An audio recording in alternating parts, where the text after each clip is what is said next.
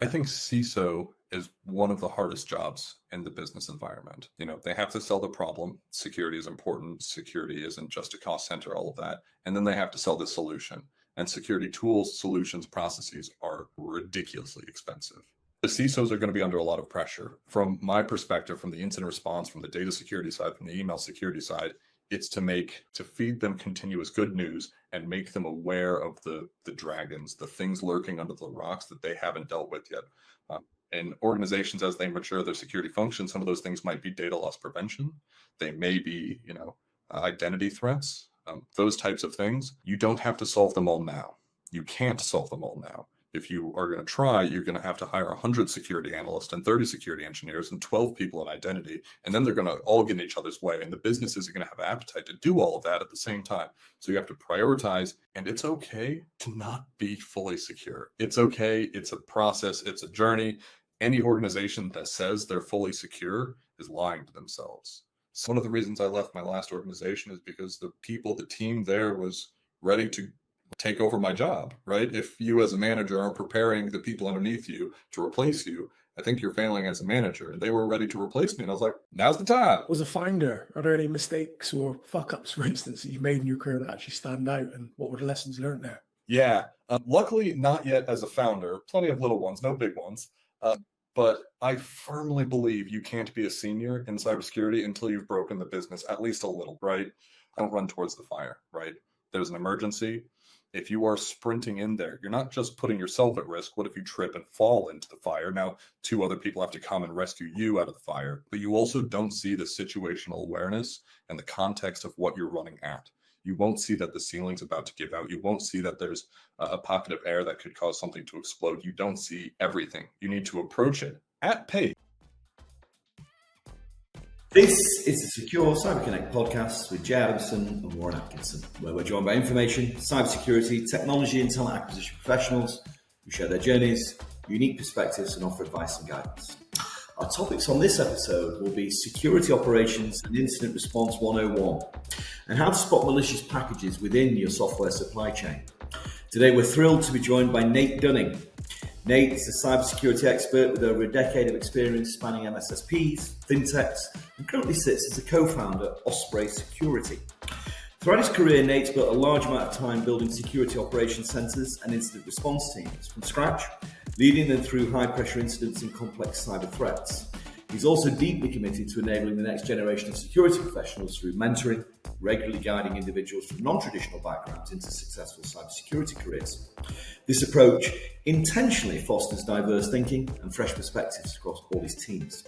Most recently, Nate has been laser focused on securing software supply chains by co-founding Osprey in order to tackle the rising threat of malicious open source packages. Osprey combines cutting-edge detection, threat intelligence, and automation to protect developers and organizations from hidden threats lurking within their dependencies. Welcome to the Secure Cyber Connect podcast, Nate, and thank you for joining us today. Thanks so much. What a great intro. Now, Jay and myself, I'm really looking forward to the discussion. We've been following yours and David's work and want to commend you on obviously your contributions to the industry. Awesome. Yeah. It's been really fun so far. And I think we're really on the precipice of building something that's going to make an impact, both for enterprises, but also for like the wider open source ecosystem, people who build, maintain, and contribute, which is awesome. And I certainly feel that. Now, before we kick things off, could you give the audience a brief high-level overview of some of the topics and themes we're going to explore today, please, Nate? Yeah, absolutely. So I think my heart in security is with operations and incident response.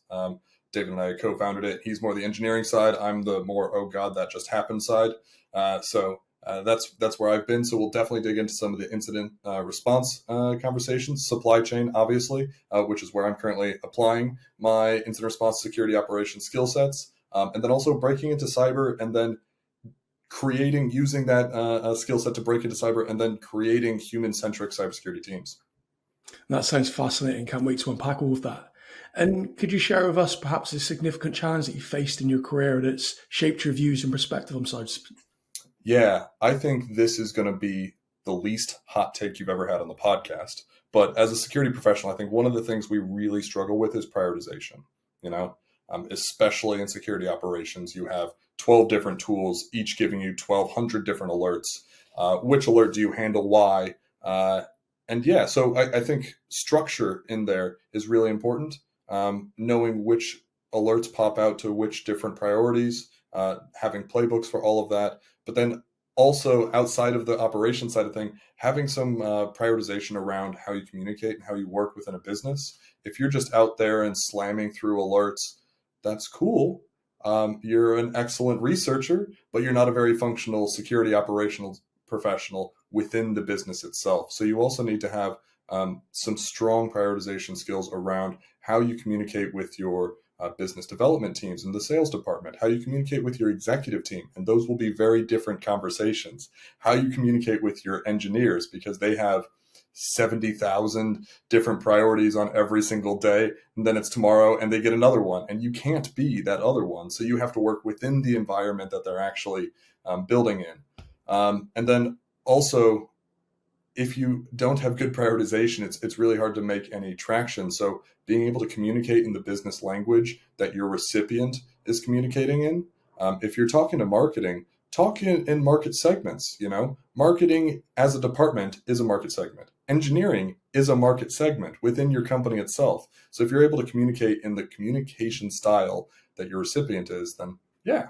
So I've struggled with that. I think as you grow through your career, you learn which alerts are better to handle first. That's just experience and going through the tough decisions and long hours and late nights. But also which meetings you should prioritize, which ones you should prep for, which ones you should wing, which ones should be more casual conversations. So yeah, prioritization is definitely one of the challenges for me.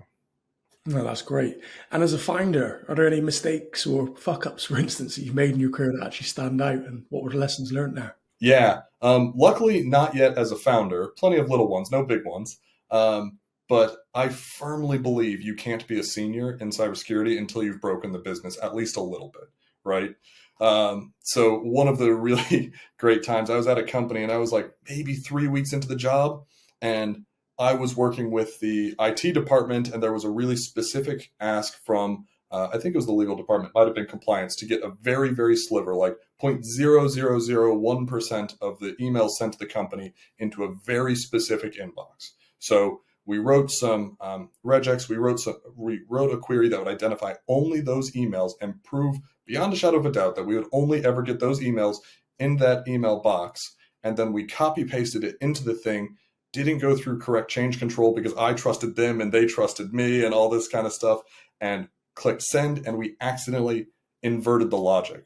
So into this extremely niche email box, we funneled like 16,000 emails into there in the span of 30 minutes, maybe even 15 minutes. It was so many emails that you couldn't access it through a browser anymore because it would just die loading the inbox itself. So we had to create an incident around this already established case, close that out, manage it, prove that nobody accessed it, put that nicely away, never look at it again, and then go through the correct change request process to do the thing we were asked to do in the first place. But yeah, obviously change control is really important. I think one of the things that broke down there was communication. There was like an underlying trust between myself and the IT department, and neither of us verified that trust. And I mean, the most cliche trope ever is trust but verify, and both of us just trusted and neither verified. So yeah, definitely lessons learned. No, I certainly appreciate you sharing. There's certainly something common that we see throughout the industry is you're making those assumptions. Yeah, exactly. And just sort of getting into, a topic that we're talking about more and more, with each episode, really, I guess, which is the software supply chain side of things. It's clearly one of the biggest challenges, security, tech, and business leaders are facing today. And this hidden threat inside software supply chains, it's becoming tougher to spot malicious packages before they start wreaking havoc, and even sometimes often tougher to know where to begin to build a solid strategy to protect the code. Just for our audience and people listening, what's the difference between a traditional vulnerability, a CVE, and malicious packages within software applications? Yeah, absolutely. So first and foremost, a malicious package, and I had to run through this recently with somebody, isn't mail that you got that has something in it, right? We're talking about software packages. So when you're building an application, you choose a language, Rust or Go or Java or whatever, and the majority of that language is probably going to be open source, if not 100% of that language. So from the get-go, 30% of your application, maybe 40% is going to be open source. Then you write the little bit of a sliver, the magic on top that makes Uber have cars arrive at your house, that has Starling Bank deliver safe financial transactions, that has Osprey detect malware. But and then after that, you pull in all of these public packages that are open source again. And those are to solve the basic problems, how to do image conversion, how to do basic math, all of this. You don't want to write the code for all of the problems that have been solved in history, because then you're never going to get to the thing that actually makes your app work. So we're finding that 90 to 97% of an enterprise application is open source, right? And that means that you're just trusting a lot of things out there. So what happens when one of those packages that you're pulling in to make sure that 1 + 1 = 2 is malicious? Attackers have started to pivot and actually target those open source packages because they don't have enterprise security, because they don't have dedicated, application security teams maintaining them. Oftentimes they're maintained by like 3 people, a guy in Iowa, a woman in like Singapore, and who knows else, like, Bob 352, whoever that is. And so that security of the package is much easier to crack. Also, they're much easier to spin up, and I can just spin up a package that sounds similar to what you're actually wanting and then add malware in there. And what happens is you then include all of these packages into your application, and traditional tooling does look through them for, vulnerabilities, misconfigurations, maybe even secrets like API keys or passwords or anything like that. But malware is intentionally obfuscated. That's like one of the principles of hiding something malicious. It's basically the difference between, you're at a manufacturing plant and they go through very rigorous steps to make sure that all of the pieces that go into that car aren't faulty. That's CVE detection. You're making sure the seatbelt works when the car's in an accident. If it's a malicious package, that's sabotage. That means the seatbelt might look like it works until it throttles you when you're going 70 miles an hour, So yeah. Big difference. Absolutely, and I think for generally, why should people care more about malware now within the software supply chain? Maybe more than they should have done 5-10 years ago. What is the future for malware? Absolutely. This is one of the most important questions, because attackers are always finding the easiest path. Some attackers, nation states, will spend the extra hour, the extra dollar, and find the nuanced, really sophisticated way. But the majority of attackers find the easiest, quickest, cheapest path to make money or get access. And because of that, they've started to pivot into open source packages. In 2021, I think there was 12,000 or 14,000 cases of malicious packages. Last year, there was 545,000. In Q1 this year, there's 185,000. There was some that I saw yesterday coming back from a dinner that had been discovered and reported about. That was an entire campaign. There was some the day before that. There was some on Friday. There was some on Thursday. Like, it's the exponential increase in the malicious packages themselves. But also, I think attackers are just looking at the supply chain a little bit more now. We've seen them focusing on the general supply chain, whether that be physical, third party, or software, quite a bit more over the last 10 years, really since like NotPetya. Was that 10 years ago? It might be more than 10 years, showing my age. NotPetya and SolarWinds is another excellent example. That wasn't open source. That was actually proprietary code that had been Trojanized and then used to gain access to US government and umpteen other companies.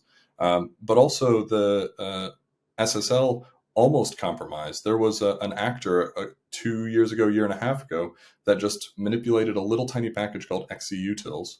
And basically this was like a quality of life package that was built into SSH, and that's included in 80% of Linux boxes. So they backdoored it and they almost gained access to 80% of Linux boxes because they were able to compromise these 16 lines of code that were easily accessible. They weren't easily accessible, but they were much more accessible than the proprietary code of Microsoft or Google or Okta.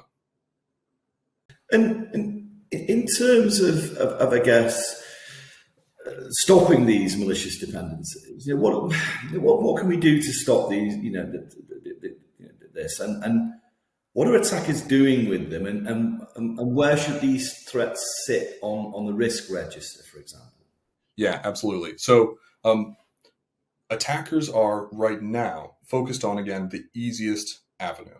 Right now, that's the development environment, or maybe some of the things in your production. But basically, they're trying to get access to engineering laptops so that they can just steal everything that's not bolted down. This is a tale as old as time. When I cut my teeth in malware forensics, it was with the Zeus, I think it was 2.1 Trojan in like 2014. All it did was hop onto a laptop, yoink out any of the credentials, steal anything that looked like a banking secret, and then waited there for more. So this isn't a new tactic. They're just introducing it into a new way. So they're looking for credentials. They're looking for enterprise credentials, API keys, other system logins. They're looking for crypto wallets. That's a really big one, because as soon as you have some of those sensitive details around the wallet, that is real money sitting there. And it's quite easy to access, launder, and steal. So Bybit had a $1.5 billion loss recently because of this. It was through a third party, but that third party had some, I think it was JavaScript that was compromised. So access, money, secrets, tale as old as time. What we can do about that is, limit blast radius. If you have secure development environments, whether that's in like a GitHub code space, that's ephemeral. So when it's spun up, your developer works in it. It's already pre-configured with all of the things that they want. And then when they're done for the day, they delete it. Then everything is gone. You don't have those secrets that slowly build up in the downloads folder or in your temp folder or anything like that over years and years and years. That was genuinely one of the scariest things when I was in incident response, was a laptop that's 7 years old, because God knows what PII and secrets and confidential data was on there from 6.5 years ago. Also, the traditional tooling such as SCA and SAS tooling is really important. That can help identify secure coding inefficiencies or vulnerabilities, which are obviously still constantly being used, but they don't quite go far enough. So that's where Osprey, that's where malicious code detection really steps in, because we identify some of the techniques and tactics that are being used by the attackers that don't have a CVE attached to them, so they're not being picked up by SCA, identify that, and then stop it before it hits production, and oftentimes in the development environment itself, before that endpoint is compromised. And look, we know there's around 500,000 malicious packages that, as you've talked about yourself to some degree previously, that have been identified just throughout 2024. And it's getting worse. What are the biggest challenges that organizations face in defending against these threats? So I think this is still true, but CIS recommendation number 1 is to have an asset registry, right? Number 2 is to have a block list of things you don't want in your organization. This is more talking about, do you use Word or LibreOffice? Do you use Monday or do you use Jira? So that's what they're talking about. But the same principle applies in software development. If you don't know what you're building and what that includes, that's a risk. And some organizations, if you don't have, financial details, personal information, some organizations should absolutely accept that risk. That's the nature of risk. Some are worth accepting. However, if you are in financial services, if you're in critical infrastructure, if you're in healthcare, if you're in crypto, if there's money and people's lives and accounts at stake, that's where you really need to start analyzing what is in the supply chain of what you're building. So this is where one of my favorite headaches comes in, which is an SBOM. That's a software bill of materials. And this is basically the recipe list of all of the different packages, languages, and versions of software that go into it. So I think of it as like there are some tools that look at a bottle of ketchup and make sure that the ketchup is still good, right? We're looking at the things that go into it so that the 28 character chemical compound that goes into it is actually the correct percentage. And that's the supply chain aspect versus the actual monitoring and evaluation of the product itself. And from a developer's perspective, and look, security teams, in terms of security, is balancing protecting the supply chain with the need for developers to move effectively and obviously very quickly. How do you avoid bottlenecks within that? Yeah, well, I think the cliche is shifting left, right? And that's really tired. And it's been said so much that it means nothing. But really what I think we should be doing is integrating security into where the developer lives, right? Into the IDE directly, into the CI/CD pipeline directly, even into the AI coding assistants directly. If my coding agent, let's say I'm using Cursor or Copilot or OpenAI or whatever it is, if my coding assistant already has a security agent that it's communicating with to make sure that the packages that it's recommending are verified and secure before they're recommended, the engineer might be slowed down a little bit because the agent takes slightly longer seconds to process, but it doesn't have to then, they build something with something insecure, and then after the fact they're alerted, and then they have to go re-engineer and rebuild it. It's lunchtime. They got to go. They have to now pick that up after lunch, or it's Friday. Now they have to do it on Monday. Oh God, what was I doing on Friday? So if we integrate the security into the tools before the developers really start building the products themselves, and into the suggestions, the autofills, the AI assistants, that's where I think we can really help maintain developer velocity without compromising for security. As the old saying goes, it's all in the prep. Yes, exactly. And myself and Jay have been fortunate enough to help organizations and individuals, establish and grow out their security operations and incident response functions. That's through our recruitment activities and for our partner network, advising on technical solutions, for instance. But of course, you're here because you've been boots on the ground, seen a lot of success throughout your career. So what are the core lessons you've learned about security operations and incident response, Nate? Yeah, so SecOps and IR, I think this is the never-ending pit of fun, where there's always another alert, there's always another control to put in place, there's always more telemetry to integrate in. So I think that one of the first lessons that you need to learn, especially earlier in your career, is that burnout is real.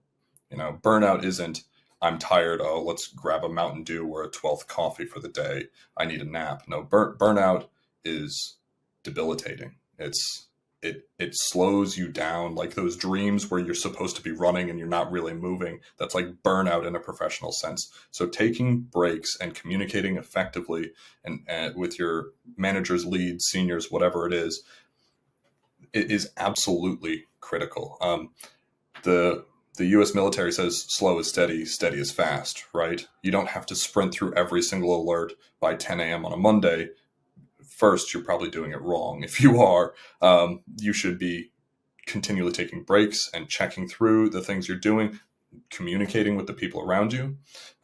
Another one of the tropes I use, I was told once upon a moon ago that they use this in firefighter training. I don't know if that's true, but I've been saying it for long enough. I'm going to continue saying it's true until I'm proven wrong. So if it's not true, please reach out to me. But it's don't run towards the fire, right? There's an emergency. If you are sprinting in there, you're not just putting yourself at risk. What if you trip and fall into the fire? Now, 2 other people have to come and rescue you out of the fire. But you also don't see the situational awareness and the context of what you're running at.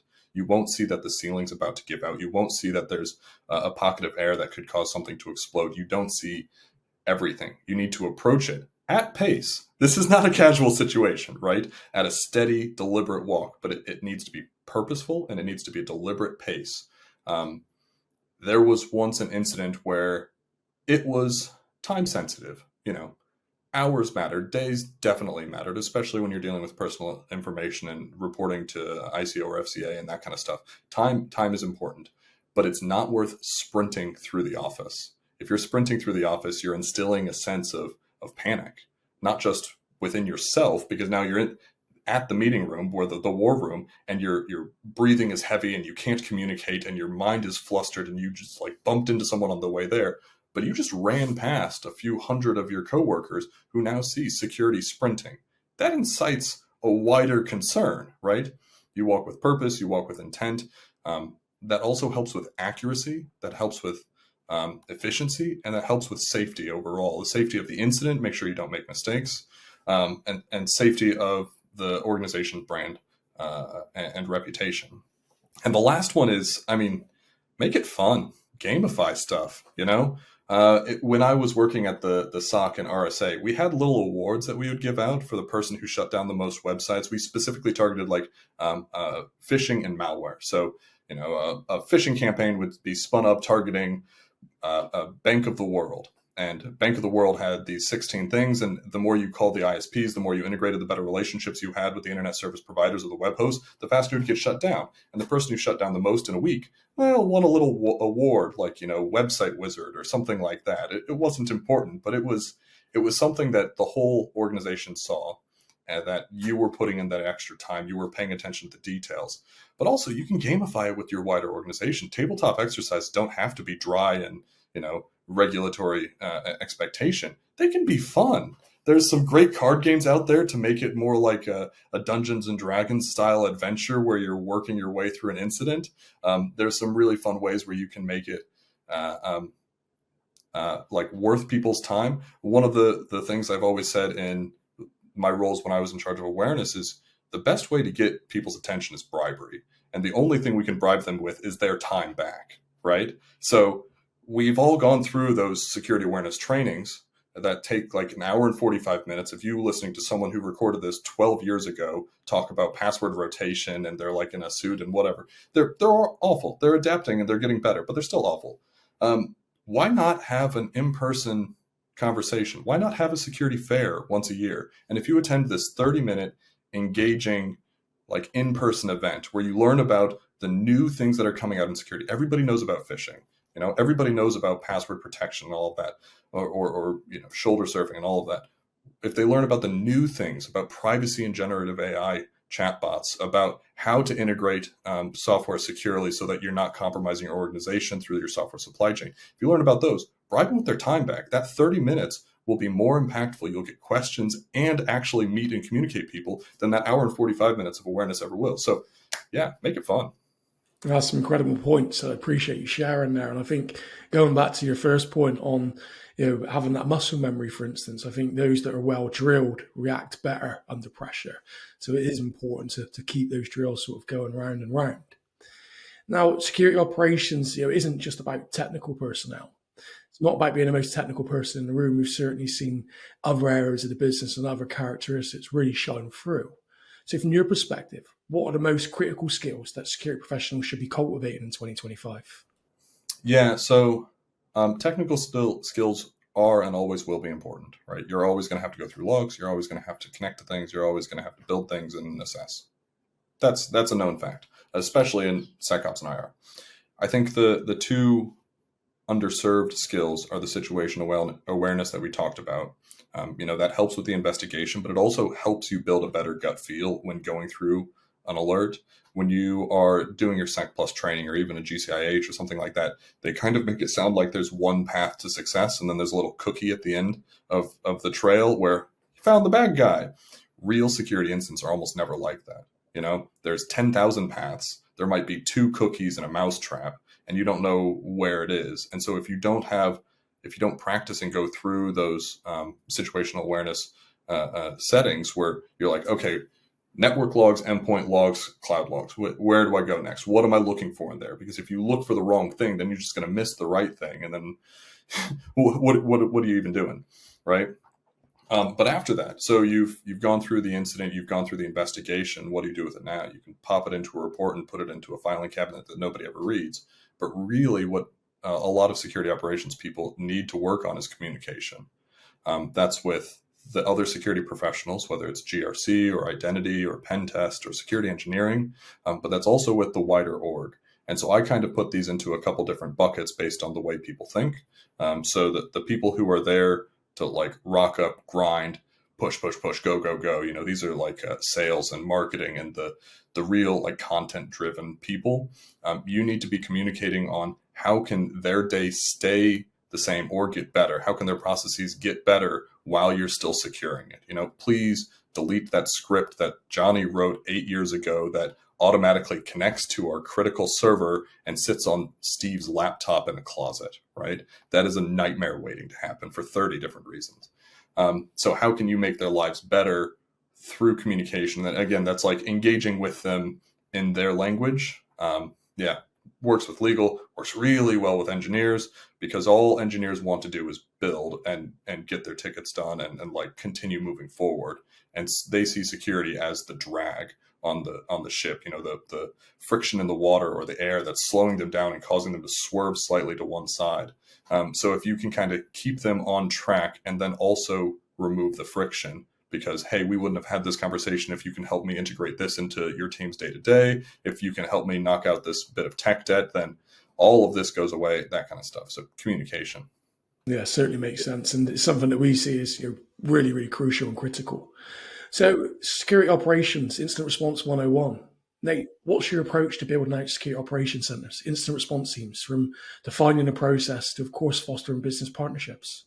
Yeah. I mean, this is going to be shocking based on my other answers, but it's communication, right?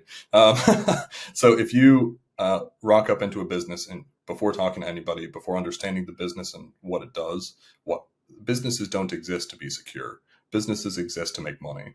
What do you do to make money? How can you make that secure? How can you make the things around that secure, right? So first and foremost, you have to understand the crown jewels of the organization, whether it's a database, whether it's IP, whether it's relationships that you maintain with stakeholders or the public. And that's your first priority, right? So those are the really, really important things. And if you don't have a risk registry, that's the time to start building it. The next thing I would do is have the conversations around ways of working. You can impose whatever security controls you want on people. Marketing, you must use this application. Sales, you must only communicate through Telegram or whatever. But if you don't understand how they work and how they live, you're just building in controls for them to get around, not to actually secure what they do. So now you have an understanding of what you're securing and how they interact with it and secure it. Now you need to start writing down everything you do on a regular basis. The only way to improve is to have runbooks, procedures. Start at a high level. That's totally fine. Start with a situation rather than specifics of click the third menu, the second button down, and then type this exact thing. Start with the steps that you would follow, right? This alert pops off. Check the network logs. Check with this team in business to make sure that they aren't running a test.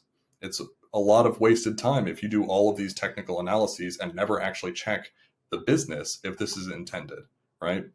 So as you're going through and building out these run books, you kind of have what you're securing, how the business works, so how you're securing it, and the specific steps on how you work within those two to secure them. And now you just need to build a feedback loop to continually reiterate and improve and grow that run book, that knowledge base that you're now building out. So you have all of these run books, fantastic. The worst thing that can happen in an incident is that you pull up a run book that was perfect 5 years ago, and you read through it, and it's like, okay, go to Microsoft Entra. Oh, we swapped to Google 3 years ago.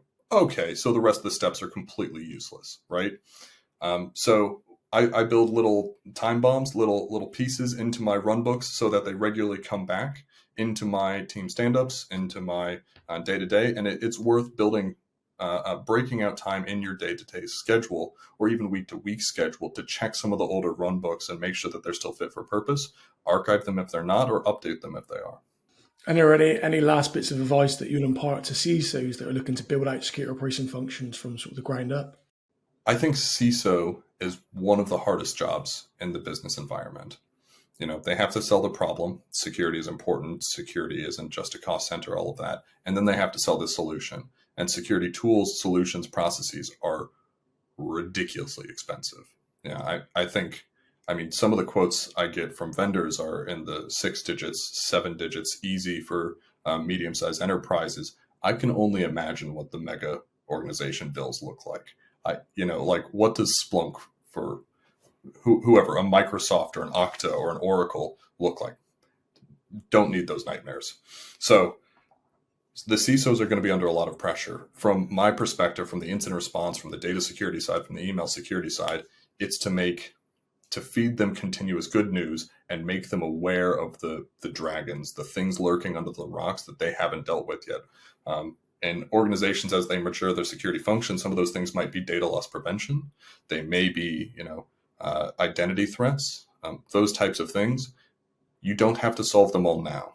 You can't solve them all now. If you are going to try, you're going to have to hire 100 security analysts and 30 security engineers and 12 people in identity, and then they're going to all get in each other's way, and the business isn't going to have appetite to do all of that at the same time. So you have to prioritize, and it's okay to not be fully secure. It's okay. It's a process. It's a journey.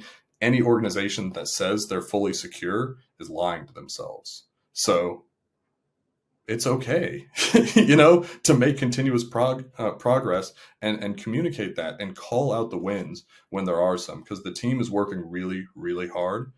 I've never ran into a security professional that just didn't really care and was rocking up for a paycheck and all that kind of stuff. Like, to be in security, you have to go through so many hoops and you have to have such a high standard. These people care. It's not like they're being lazy and they're trying to hide things or anything like that. So call out the wins. And yeah.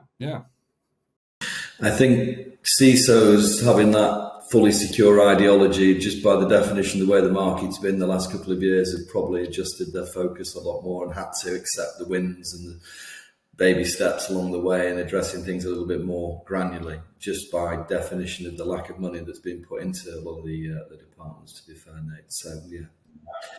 So let's talk a little bit about diversity, bridging the gap in cyber. It's a big area for Warren and I.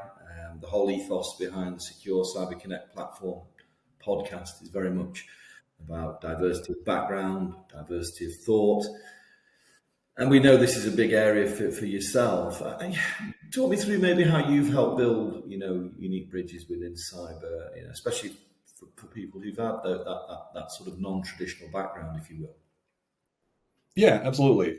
So I think the bridge is really important, but the ground the bridge sits on either side is also really important. So understanding what you're trying to bring in is step number one. I think a lot of people skip over this. We need more resources. Let's hire 3 people. What should they do? Call them analysts. We'll figure it out when they get in here, right? So what is the actual work, mentality, engagement that you need on your side? I usually break this into, it kind of aligns to all the personality quizzes out there and that kind of stuff, like Myers-Briggs and all of that. But I've made my own for security, and it's basically analyzer, builder, breaker, organizer, right? And you can see how some of these pretty quickly fit into the different security tropes. They're not hard boxes for people to get shoved into. But analyzers are excellent problem solvers. These are the people who see that disorganized thing and want to kind of like pick it apart and then organize it a little bit better and sort out that stack of cards, make it neat, all that kind of stuff, right? Those are excellent people for security operations. Those are excellent people for identity, because operations and identity and SaaS are always going to be a spaghetti code of nonsense across the organization. So if that's what you're trying to bring in, perfect. Find other people across the business or in the wider world that are good at those types of problems. They don't have to be technically backed. Technical skills are always teachable. So finding the right mindset for the right problem. Similarly, organizers. Governance is basically another word for organization. So that's GRC, that's risk registry, that's audit management, that's security awareness. If you're really good at maintaining a calendar and having strong, keeping yourself to a schedule and making sure that things are ticking over really well, and food prep and all that kind of stuff, I would love to hire you in security awareness, because that's making the organization as a whole a healthier being. Right.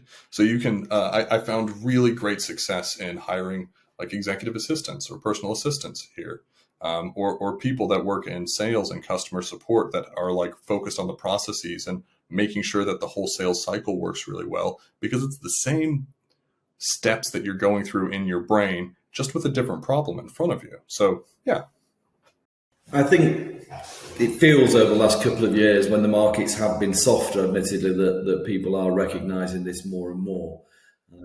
And I guess, I'd like to think that the proof it will be in the pudding when the markets become more buoyant, that people really do recognise that sort of individual diversity of thought is key to different roles. What in terms of organisations, where do you feel that they can support this shift, and what challenges have you faced in encouraging diversity, and maybe some solutions or some case studies as how you overcame that? Yeah, so I think organizations oftentimes have a job description, 25 years experience, all of these acronyms, and all of the experience in these specific tools, even though tools are constantly changing names, formats, fonts, everything, right? So I think being less prescriptive in your job description, and again, establishing the type of person you want to bring in at a human level first, and then the skill sets needed second. Skill sets are almost always teachable. I think that's really big. I'm also a pretty big fan of boot camps, not the pay £10,000 and after 2 weeks we'll make sure to land you a 100K job at Google, right? But internal boot camps are fantastic. We ran one at the SOC where we would hire in droves, like 10, 12, 15 junior analysts. And usually attrition is a thing. That doesn't mean you're bringing in 15 guaranteed gold stars, right? Someone usually doesn't make it through the boot camp, which is okay. They realize that this isn't for them, and that's totally fair and fine. We all have different paths through life. Then you have a training period afterwards, sometimes 3 months, sometimes 6 months, to make sure that the skills and principles you instilled in the boot camp are really settling in. During that period, pair them with someone senior, right? It'll cost a little bit of your productivity from your senior, but the boon you get in the long run and like fast tracking that junior is incredible, right? We hired one person. There's a couple I love to pick on, but one person was working at a crisis hotline, right? She was one of the most emotionally intelligent, empathetic people I've ever met. Had no idea how that was going to translate into security skills, but when you put her on the phone with a web host, her shutdown rates were outstanding because she was able to connect over the phone. She was able to communicate with other parts of the business. She was able to actually engage at a human-to-human level. She didn't have the technical skills to become the NSA's next top hacker. That's fine. We don't need many of those. Building out those boot camps and like committing to training, committing to hiring and diversity, I think it's easy to say, extremely hard to do, because you have to put together, you're basically constructing a course. So now you have to have scheduled out meeting rooms, and you have to have an agenda, and you have to have commitment from the people doing the training, and you have to have check-ins with everybody. It's hard, but the benefits are real. I think people are recognizing that, certainly in neurodiversity especially, they're recognizing that a lot more as well. And look, we're at a time where there's probably more people coming from academia wanting to go into cyber. And as we just touched on a minute ago, the markets have not necessarily been able to afford then the career opportunities and entry-level roles as much as we've seen in the past. And we can hope that will certainly realign itself going forward. But going back even more sort of to the younger generation, the kids and really young adults out there who want to choose cybersecurity as their future. What do you think is the best sort of way to inspire them? Yeah, I think it's to make it real. If you say, if you can type at 120 words per minute and you can do these things, you can get your Sec Plus. And if you get your Sec Plus, maybe you can get a junior analyst job. And if you get a junior analyst job, one day you'll be a security pro. Kids are just going to look at you and be like, what? So it's about pointing out the things in life, stranger danger. Don't get in vans with people. Don't log into websites you don't trust, right? The risks are changing. Yeah, we've said this, that let's get it on the syllabus. Let's get it, let's absolutely, with stranger danger, road safety, yet in a world that's very different to the ones that we've all grown up in terms of devices, this should be front and center. Exactly. The privacy and the availability and the intrusion that our children are going to face is going to be like nothing that we've ever imagined. Every device now in your home is Bluetooth enabled or Wi-Fi connected or talk to text or whatever it is. Each one of those is its own cybersecurity risk or threat. The number of fridges that perform DDoS attacks, number of toasters that can phish people are insane. And our next generation, I think TikTok is a really excellent example of this because it's eroding one of the fundamental layers of privacy, which is like what you do in your home in your free time. YouTube had a pretty good stab at it, but I think there was a little bit more of a friction between filming, uploading, publishing, and all of that kind of stuff. Whereas TikTok, done, and all of a sudden the things on the wall behind you, which might be your family schedule where your kids are going to be on any given day, if it's football practice or if it's ballet or something like that, like the amount of erosion we have in our privacy is real, and it's terrifying. So making it real for the kids. And obviously, I mean, if I'm going to gamify it for the adults, I'm definitely going to gamify it for the kids. There are apps out there where you can kind of like level up your character by doing basic habits, sweeping the floor, taking out the laundry and doing the dishes and all that kind of stuff, I think we're fully ready for an app that looks at your child's or your youth's cybersecurity profile and privacy profile, and like earn a Sainsbury reward, earn a free meal deal once a month if you're regularly using your password manager. If you're, when you get in an Uber, if you share that location with somebody else, like these fundamental things about physical and digital safety, why not gamify for the kids? Absolutely. Yeah, great advice. And just finishing on this subject, really, for people that are looking to move into, say, security operations, incident response positions, what are some of the typical, I say typical maybe, career routes and roles available? I know you've touched on some experiences that you've had with individuals you've employed, but where else would you say that there may be a good background? Yeah. So I actually got into security because I had an engineering job at the university, and there was one of those paper flyers with the little tails at the bottom. And I tore that off, called the number, and they paid like $1 more an hour. So you can get into it in weird ways, right? So be open and keep your eyes open. Obviously, the most traditional is like university, internship to job to career, whatever. I think that still happens quite a bit, especially as a lot of the universities are adopting some pretty interesting and robust cybersecurity programs. That also means that those programs are churning out a lot of people that are identical cybersecurity professionals. And we've talked a lot about diversity of thought. And for me, if I'm hiring, that's an excellent professional. But if I'm going to hire 3 people, I'm only going to hire one like that at a time. Otherwise, if you put 3 of them in the room and 2 of them go through that thing, you really have 2 people in the room because 2 of them are like saying the same thing at the same time because they're formulaic, right? I think there's also, if you're in a like cyber adjacent job, if you deal with a lot of PII, if you deal with privacy, if you deal with law, if you deal with technology, there are some ways that you can emphasize the parts of cybersecurity in your day-to-day. IT is the traditional one that everybody kind of looks at because you're dealing with the systems that security are trying to secure. And usually security makes a load of work for IT, and the IT run off and do it, manage your IDP or manage the assets and the applications and the data on laptops and secure the laptops themselves and all this kind of stuff. So there are definitely ways that you can highlight the tasks within your job to make you more palatable and sellable to a cybersecurity career. But even if you're not in a like cyber adjacent career, everybody, like we talked about, everybody is dealing with privacy. Everybody's dealing with security. Everybody is dealing with workflows and optimization. So write it down. Pay attention. I'm a big fan. If I get a CV with a blog on it, I'll absolutely click on the blog. I'll go read through it. I'll check out their GitHub. One of the things that I really look for in budding security professionals is consistency and the ability to communicate on paper, right? Write me a report. You are in sales, right? And you realize that there was a script, there was a process, there's a way that you're communicating with the customers that could be optimized, that may possibly disclose PII. Maybe you manually type in the email of the customer, and if you mistype it, it goes to the wrong person. And that's a data breach, right? That's disclosing personal identification, personal information to the wrong people.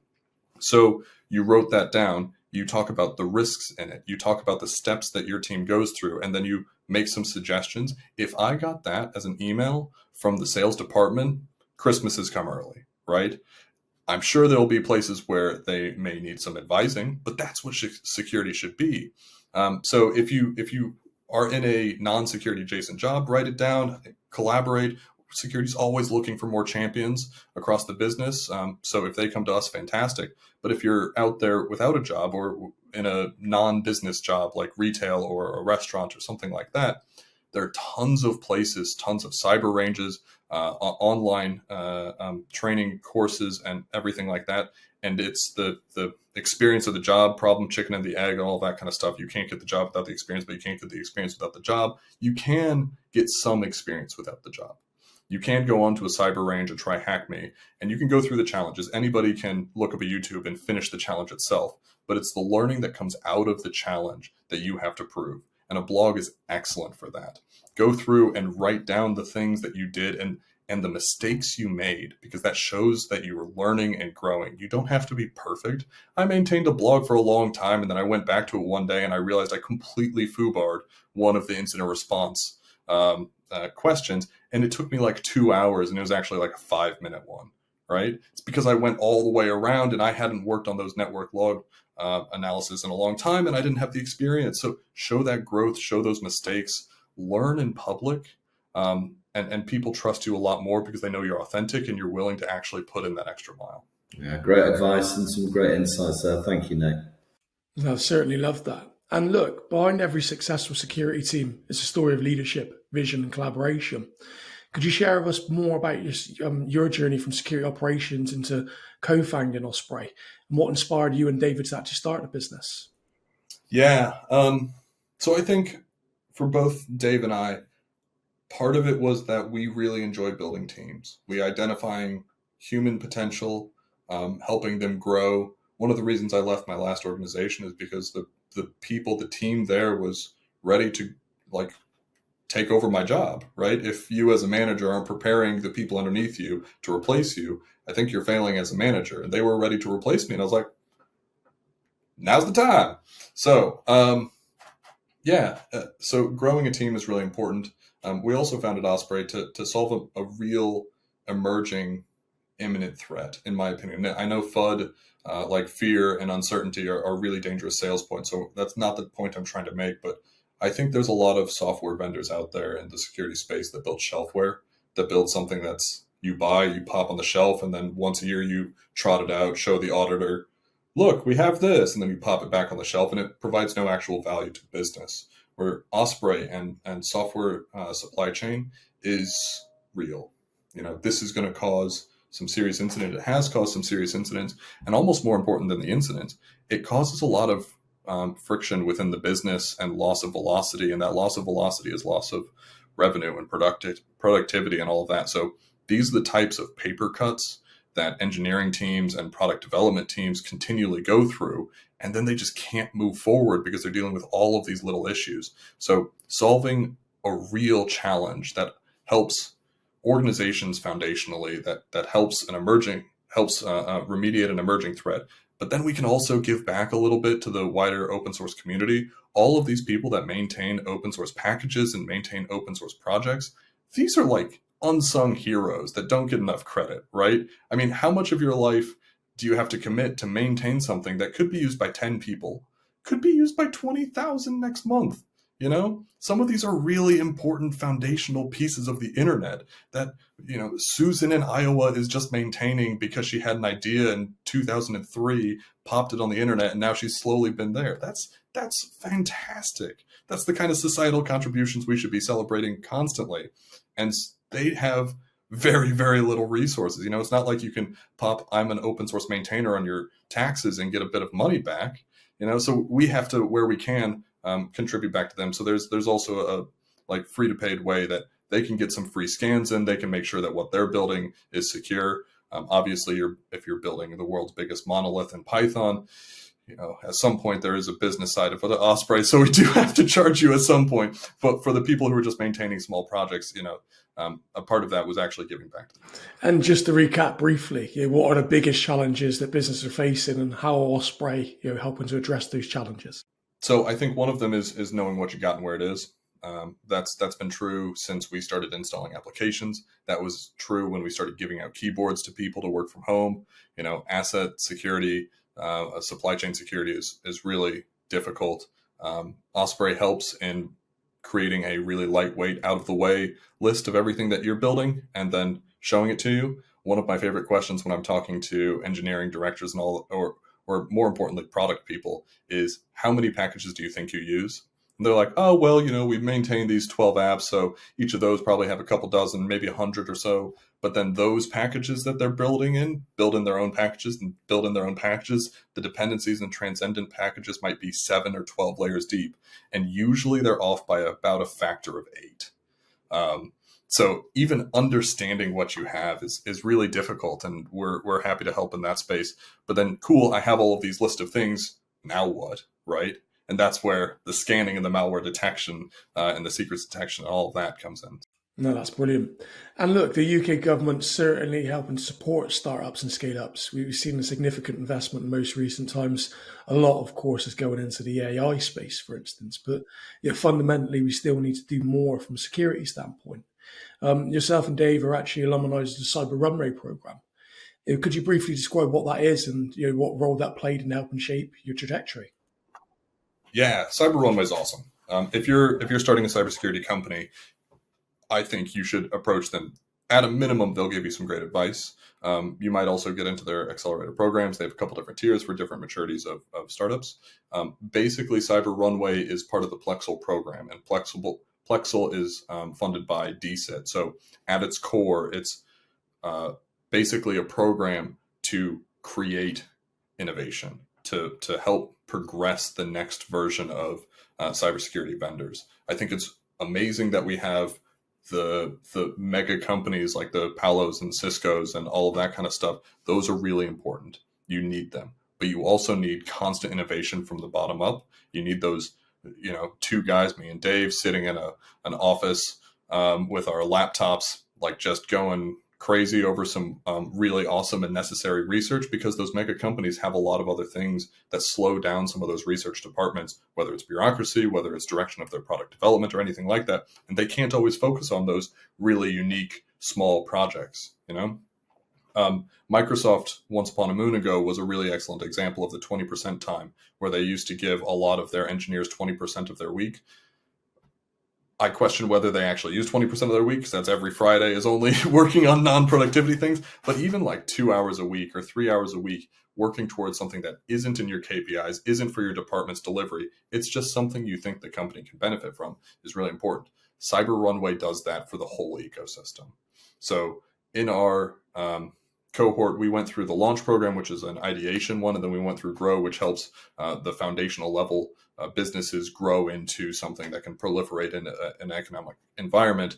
We met people that were handling AI security. We met people that were handling anti-fraud and securing our older generations to make sure that they are more resilient against fraud and scams and that kind of stuff. We met people who are securing medical technology, making sure that ransomware, the hospitals are more resilient to ransomware. We met people who are putting AI agents on drones to make sure that operators who are genuinely defending democracy and freedom, right, are able to do that better. Like these are just people that you would walk past on the Northern Line or in like King's Cross or something like that are actually making a contribution to the wider security ecosystem. That's fantastic.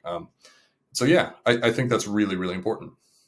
And as we sort of come to the back end of things, Nate, just talk a little bit more about your vision with Osprey and the mission going forward. What does the future hold for you in the business, and what is that sort of, what's the immediate plans and maybe the short long term?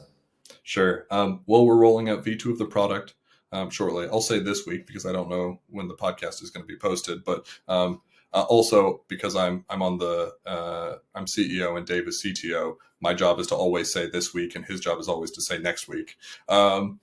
So yeah, we're rolling out V2 of the product, and this enables us to scan packages at a scale that I think the market currently doesn't have. We have an agentic AI pipeline that really allows us to pick up a lot of the packages and the malicious indicators for hundredths of a penny, where normally it takes quite a pretty serious computational commitment to do that, or it also takes security research. And we have a layer of human verification as well. But the fact that we're able to leverage a lot of the emerging technology and really take things at speed is important.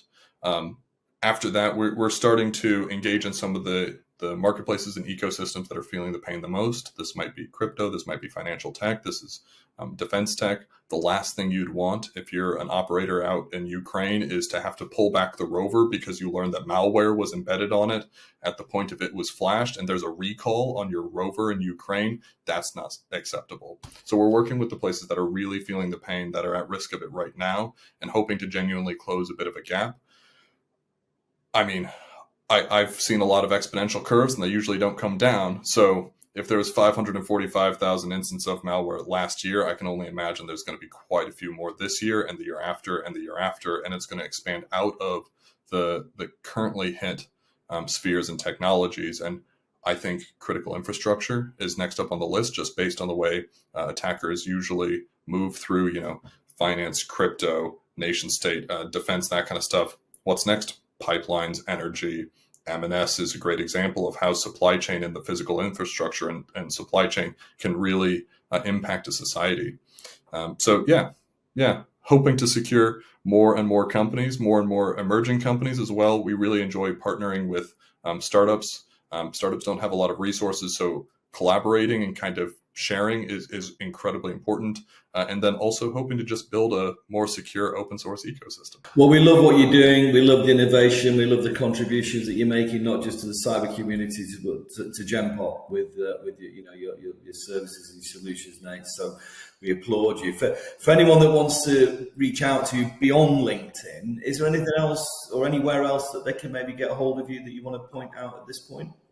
As a founder, I'm pretty much addicted to LinkedIn. I dream in LinkedIn now. So that's probably the best way. You can always reach out to me, Nate at Osprey. That's OSSPREY for open source software. I'm happy to take emails or calls and intros, all that kind of stuff. We also have our closed beta is opening up soon. So if you are an open source maintainer, if you're a small company looking to demo Osprey, right now you can get it for free, which is a very short-term thing. But basically, if you're concerned about this, or if you want to talk about the security operations or anything like that, LinkedIn or Nate at Osprey.com.